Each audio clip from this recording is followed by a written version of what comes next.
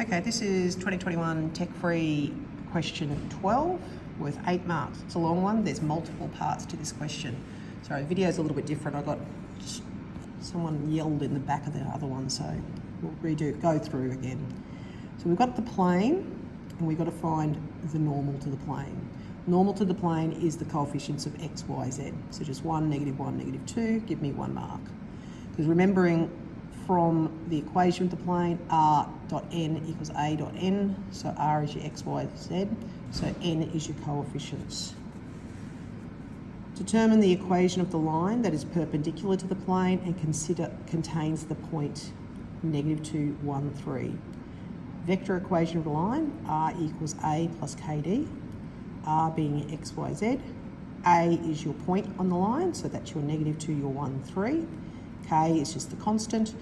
D is your direction, and we want it perpendicular to the plane, so it's the normal, 1, -1, -2, 1 mark.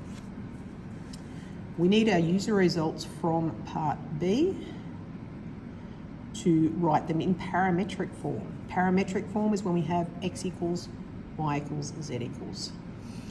So we go up here, we can go x equals -2 plus k times 1, so -2 plus k. Y equals 1 plus -k. Z equals 3 plus -2k. Obviously, you can write these as 1 take k, 3 take 2k as well. Then tells us that the line L and the plane intersect at a point S. Show that the coordinates of S are 2, -3, -5. So we have our equation of the plane, and we're intersecting it with the line, and we're going to use the version of the line that is in parametric form to sub it in. So we take our plane and then we sub in the parametric form, expand our brackets, being careful with our negatives obviously, finding that k equals 4. So we go through with that. Oh, sorry about that. Once we've got k equals 4, sub back into our parametric form, and we get 2, -3, -5, which are the coordinates of S, so showing that's a point of intersection. Part E, determine AS. So that's OS take OA, so that's S take A, gives us the point, or the vector, sorry, 4, -4, and -8. Use the property of parallel vectors to verify that AS and N are parallel.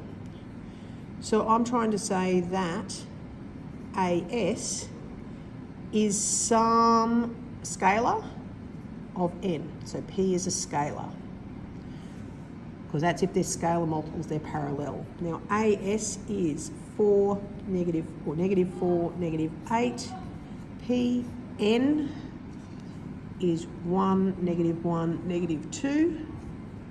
This gives us that P equals 4, doesn't it? So I can say that AS is 4N, so therefore N and AS are parallel. We're going through with that because they're scalar multiples. And that is question 12.